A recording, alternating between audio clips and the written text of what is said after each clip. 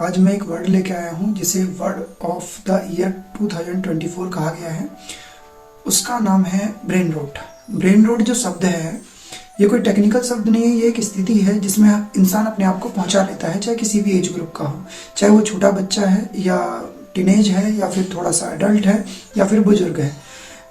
Quality content ना देखने की वजह से बहुत सारे मोबाइल वगैरह में जब आप स्क्रॉलिंग करते हैं तो इतनी सारी रील्स आती हैं कि उनमें कोई क्वालिटी कंटेंट नहीं होता, तो आप उसे देखते रहते हो तो आप ब्रेन का यूज ही नहीं करते हो, क्योंकि ब्रेन में यूज करने वाली चीज़ और कंटेंट उसमें होता नहीं है, तो आप उस स्टेज में पहुंच जाते हो जिसे ब्रेन रोट कहा जाता है।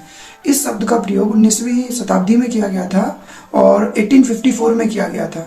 जिनका नाम हेनरी डेविड थोरो था, उन्होंने अपनी किताब के अंदर, बुक के अंदर इस वर्ड का यूज किया था और उन्होंने यूज किया था पोटैटो रोट।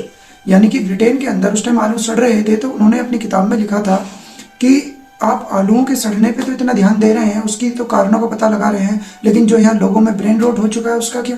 उनमें जो पोटैटो रोट वाली बीमारी ब्रेन रोट में कन्वर्ट हो चुकी है उसका क्या? तो तब से ये वर्ड थोड़ा सा रिलेवेंट हुआ, लेकिन 2024 में ऑक्सफोर्ड यूनिवर्सिटी ने इसे वर्ड ऑफ द ईयर कहा है। क्या है इसके लक्षण? अगर आप बेचैन रहते हैं बिना किसी बात के, आप परेशान रहते हैं, आपको थकान महसूस होती है और एंजाइटी होती है आपको, तो आप ब्रेन रोट का शिकार हो चुके हो। बचने का क्या तरीका है? बच्चों के हाथ में से मोबाइल को आप हटाइए। हालांकि ये मुश्किल काम है, आप थोड़ा बहुत ट्राई भी कर सकते हैं कि उसका वॉचिंग आवर, जो स्क्रीन ऑन टाइम है, उसे थोड़ा सा कम कर दो। तो जब छोटे बच्चे को तो पता नहीं रहता, तो क्या करेगा वो? जब बार बार मोबाइल अपने आप ऑफ होगा तो वो फ्रस्ट्रेट हो जाएगा, क्योंकि जो चीज़ उन्हें परेशान करती है छोटा बच्चा उसे छोड़ देता है।